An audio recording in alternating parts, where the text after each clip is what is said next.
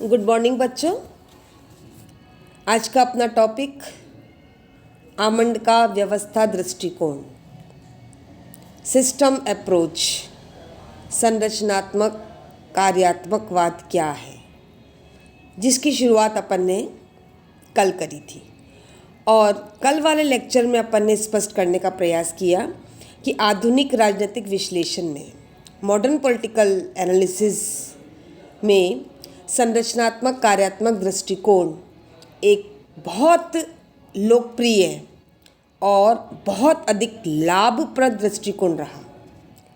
यह व्यवस्था विश्लेषण के एक महत्वपूर्ण भाग के रूप में राजनीति की संरचनाओं और कार्यों के द्वारा किए जाने वाले कार्यों जो मिलकर राजनीतिक व्यवस्था का निर्माण करते हैं का सामूहिक रूप में अध्ययन करता है। यह दृष्टिकोण किसका अध्ययन करता है? संरचनाओं, और संरचनाओं के द्वारा जो कार्य किए जाते हैं उनको मिलाकर सामूहिक रूप से अध्ययन करने का काम आमंड के इस संरचनात्मक कार्यात्मक दृष्टिकोण के द्वारा किया जाता है। जहाँ तक इस दृष्टिकोण की उत्पत्ति का प्रश्न है तो जीव विज्ञान, यांत्रिक विज्ञान और फिर सोशल साइंस, सामाजिक विज्ञानों में ये प्रवेश करता है। आमंड और कोलमेन ने अपनी रचना the politics of developing area में इस दृष्टिकोण का प्रयोग गैर पश्चिमी राजनीतिक व्यवस्थाओं के अध्ययन के लिए किया और फिर आगे उन्होंने राजनीतिक व्यवस्था के उनके राजनीतिक विकास के स्तर के अनुसार अध्ययन और वर्गीकरण के लिए संरचनात्मक कार्यात्मक विश्लेषण प्रस्तुत किया कि व्यवस्था की संरचना कैसी है, उसका स्ट्रक्चर कैसा है और उनके कार्य क्या है। यानी दो चीज़ों पर फोकस किया है। किन दो चीज़ों पर? संरचना और कार्य। इन दो धारणाओं के इर्द गिर्द आमंड का संरचनात्मक कार्यात्मक दृष्टिकोण घूमता है। दो धारणाएं कौन सी? फंक्शंस और स्ट्रक्चर्स, कार्य और संरचना। और इसके अलावा आमंड ने जिस प्रकार ईस्टर्न ने निवेश और निर्गत प्रक्रियाओं के बारे में चर्चा करी, उससे कुछ आगे बढ़ते हुए इसे संरचनाओं और कार्यों की पर भी चर्चा करी और फिर कुछ पूर्व कल्पनाएं और कुछ उद्देश्य बताने का प्रयास किया। सभी राजनीतिक व्यवस्थाओं के कुछ साझे लक्षण बताए कि अलग अलग प्रकार की अलग अलग व्यवस्थाएं अलग अलग प्रकार का कार्य करती है, लेकिन फिर भी कुछ ऐसे चार समान विशेषताओं का आमंड ने वर्णन किया जो हर राजनीतिक व्यवस्था में पाई जाती है। तो इस प्रकार से आमंड के अनुसार एक राजनीतिक व्यवस्था अंतःक्रियाओं की वह व्यवस्था, इंटरेक्शन, जो सभी स्वतंत्र समाजों में पाई जाती है, जो अधिक या कम उचित बल प्रयोग के साधन से आंतरिक रूप में और अन्य समाजों के साथ संबंधों के बारे में भी एकीकरण और अनुकूलन का कार्य करती है। खुली हुई व्यवस्था है, अंतःक्रियाओं की अवस्था है, जो कहाँ पाई जाती है? सभी स्वतंत्र समाजों में पाई जाती है, जो अधिक या कम उचित बल प्रयोग के साधन से आंतरिक रूप में और अन्य समाजों के साथ संबंधों के बारे में भी एकीकरण, इंटीग्रेशन करती है और अनुकूलन बनाए रखने का काम करती है। अब जहाँ तक एक राजनीतिक व्यवस्था के कार्यों का प्रश्न है, आमंड के विश्लेषण के अनुसार इसे 7 कारकों की सूची दी है, जिसमें 4 निवेश है और 3 निकास है। यानी जो आमंड का अप्रोच है, जो दृष्टिकोण है संरचनात्मक कार्यात्मक, उसके 7 फैक्टर्स हैं, 7। और इन 7 फैक्टर्स में से, कारकों में से 4 निवेश हैं। निवेश मीन्स इनपुट, और 3 निकास कार्य हैं। निकास मीन्स निर्गत, आउटपुट। और व्यवस्था को निवेश को निर्गत में बदलने की प्रक्रिया है। निवेश कहाँ से है? समाज से। कहाँ जाएंगे? व्यवस्था में।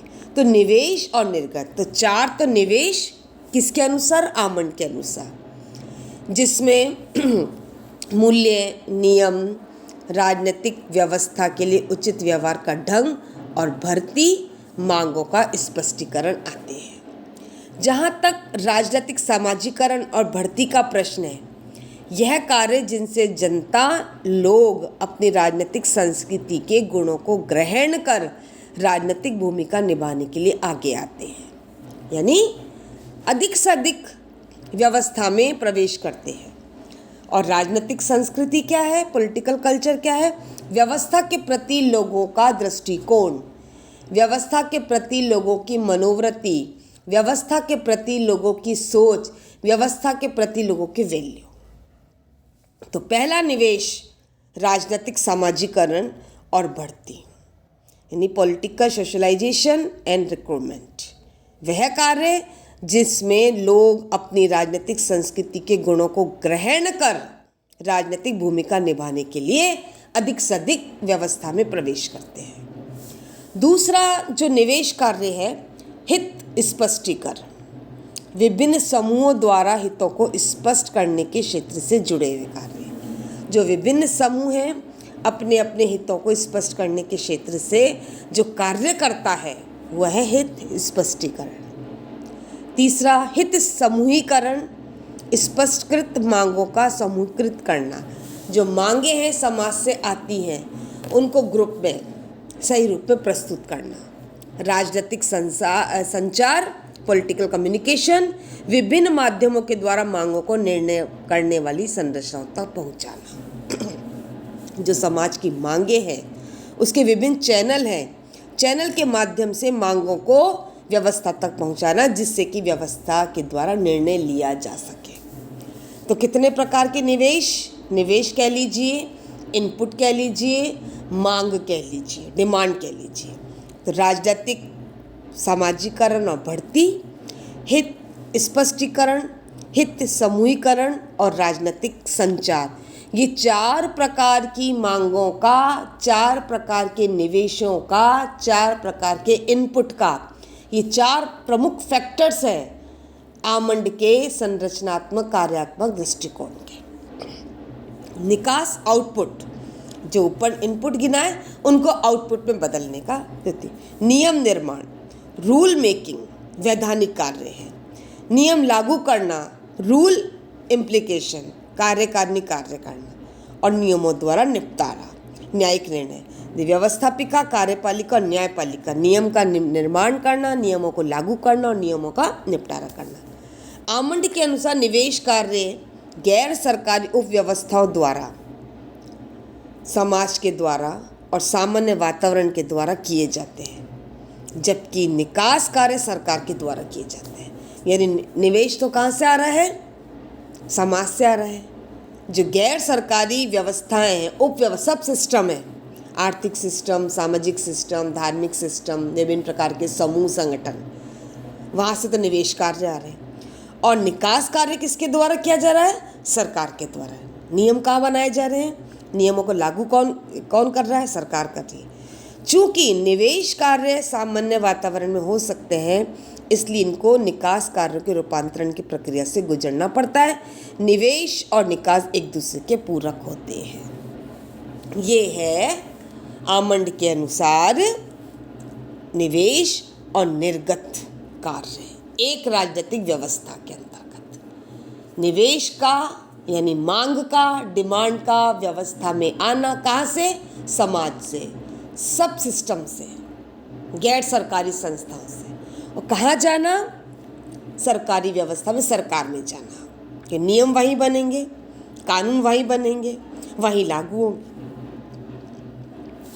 तो इस प्रकार से आमंड के अनुसार जो भी कार्य किए जाते हैं व्यवस्था के द्वारा, उसको उसने निकास की संज्ञा दी है। नियम निर्माण, नियमों द्वारा निपटारा करना, ये सब निकास कार्य है। अब जहाँ तक राजनीतिक व्यवस्था की क्षमता का प्रश्न है, आमंड के मॉडल में एक महत्वपूर्ण धारणा राजनीतिक व्यवस्था की क्षमता की धारणा है। डेविस और लेविस लिखते हैं कि क्षमताओं के आधार पर व्यवस्था में कितनी कैपेसिटी काम करने की, क्षमताओं के आधार पर राजनीतिक व्यवस्थाओं का विश्लेषण उस सीमा को पहचानने का एक ढंग है जहां तक वास्तविक राजनीतिक व्यवस्था अपने अस्तित्व के लिए एक आवश्यक तत्व और तंत्र रचना कायम रखती है। आमंड और पावेल स्पष्ट करते हैं कि क्षमता विश्लेषण का ढंग है, एनालिसिस करना व्यवस्था की।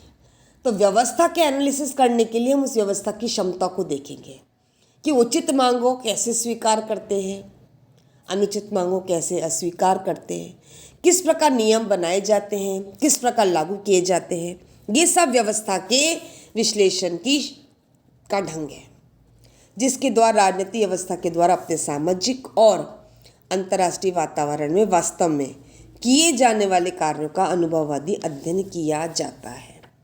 राजनीतिक व्यवस्था की क्षमताओं का संबंध व्यवस्थाओं की सफलता से, निवेशों के साथ चलने की योग्यता और सीमा से है। आमंड और पावेल ने 5 प्रकार की क्षमताओं का उल्लेख किया है। यानी हम क्या देखने जा रहे हैं? निवेश और निर्गत के बाद, व्यवस्था के कारकों के बाद कि व्यवस्था में कितनी क्षमता है, कार्य करने की कितनी कैपेसिटी है। एक व्यवस्था का विश्लेषण हम व्यवस्था की क्षमता के आधार पर ही कर सकते हैं। स्रोत निकालने की क्षमता, इसका संबंध व्यवस्था की राष्ट्रीय और अंतर्राष्ट्रीय वातावरण से भौतिक और मानवीय साधन निकालने की क्षमता से। इसके अध्ययन का अर्थ है राजनीतिक व्यवस्था के स्रोतों के प्रभाव का अध्ययन, कि जो सोर्स है उसको देखना है। नियमन की क्षमता, इसका संबंध व्यक्तियों और समूह के व्यवहार पर नियंत्रण रखने के राजनीतिक व्यवस्था के द्वारा किए जाने वाले कार्य से, कि व्यवस्था में कितनी क्षमता है कि वह व्यवस्था के व्यक्तियों और समूह के व्यवहार पर नियंत्रण रख सके। आवंटन क्षमता, इसका संबंध राजनीतिक व्यवस्था के द्वारा समाज में व्यक्तियों और समूहों में विभिन्न प्रकार की वस्तुओं, सेवाओं, सम्मानों, सामाजिक दर्जों और अवसरों के आवंटन से, कि जो सरकार की चीज बंटनी है वो किस प्रकार से बटेगी, चाहे वस्तु हो, चाहे सेवा हो, चाहे सम्मान हो, चाहे अवसर हो। लाक्षणिक क्षमता सिंबॉलिक, इसका संबंध राजनीतिक व्यवस्था से समाज और अंतर्राष्ट्रीय वातावरण में होने वाले प्रभावशाली लाक्षणिक प्रवाह की गति से। इसमें विशिष्ट वर्गों के द्वारा अधिकारियों के आगमन और राजनीतिक नेताओं की नीतियों या इच्छाओं के कथनों का अध्ययन भी शामिल है। प्रत्युत्तर की क्षमता यानी रिस्पॉन्सिबल, इसका संबंध निवेशों और निकासों के संबंधों से है। राजनीतिक वैज्ञानिकों के लिए राजनीतिक व्यवस्थाओं के उनके आदर्शवादी, व्याख्यापूर्ण और भविष्यवाणी विश्लेषण में व्यवस्था के उत्तरदायीपन अथवा उत्तरदायी होने की क्षमता का बहुत महत्व है, कि व्यवस्था कितनी रिस्पॉन्सिबिलिटी निभाती है उसको देखना है। तो इस प्रकार से राजनीतिक व्यवस्था की क्षमता के 5 स्वरूपों का वर्णन आमंड करता है। स्रोत निकालने की क्षमता, नियमन की क्षमता, आवंटन की क्षमता, लाक्षणिक क्षमता और प्रत्युत्तर रिस्पॉन्सिबिलिटी की क्षमता। इन सब कारकों के साथ आमंड का संरचनात्मक कार्यात्मक दृष्टिकोण निश्चित रूप से राजनीतिक व्यवस्थाओं के अध्ययन के लिए एक व्यापक और एक लाभदायक दृष्टिकोण प्रस्तुत करता है। इसका प्रयोग राजनीतिक व्यवस्थाओं की वास्तविक कार्य क्षमता के विश्लेषण और तुलना दोनों के लिए किया जा सकता है, और इस अध्ययन के आधार पर हम राजनीतिक व्यवस्थाओं का वर्गीकरण और उन संभावित दिशाओं जिनमें विभिन्न राजनीतिक व्यवस्थाओं का विकास या परिवर्तन हो सकता है का विश्लेषण करने का प्रयास कर सकते हैं। तो इस प्रकार से यदि हम देखें तो आमंड का और पावेल का संरचनात्मक कार्यात्मक दृष्टिकोण क्या है, ये आधुनिक राजनीतिक विश्लेषण की एक बहुत उपयोगी अवधारणा है, एक बहुत महत्वपूर्ण दृष्टिकोण है। क्यों? क्योंकि इसका प्रयोग राजनीतिक व्यवस्थाओं की जो वास्तविक कार्य क्षमता है कि एक व्यवस्था काम को कैसे करती, किस प्रकार की क्षमता है, उसमें निवेश कैसे आ रहे, निवेशों को निकास में कैसे बदला जा रहा है, उसमें काम करने की क्षमता कितनी है, इसका अध्ययन हम करते हैं। इनकी व्यवस्था का विश्लेषण करते हैं। व्यवस्थाओं की आपस में तुलना की जा सकती है और व्यवस्थाओं का वर्गीकरण किया जा सकता है, और इसी क्रम में उन संभावित दिशाओं का जिनमें विभिन्न राजनीतिक व्यवस्थाओं का विकास या परिवर्तन हो सकता है का विश्लेषण करने का भी प्रयास कर सकते हैं। यानी एक व्यवस्था में क्षमताएं कितनी हैं, कम है, तो हम इसको किस प्रकार से सुधार सकते हैं, उसका किस प्रकार से हम विकास कर सकते हैं, इन सब का अध्ययन आमंड के संरचनात्मक, प्रकारात्मक, कार्यात्मक दृष्टिकोण में ही संभव है। अतः आधुनिक राजनीतिक विश्लेषण की ये बहुत उपयोगी और लाभदायक अवधारणा प्रस्तुत होती हुई दिखाई देती है। धन्यवाद।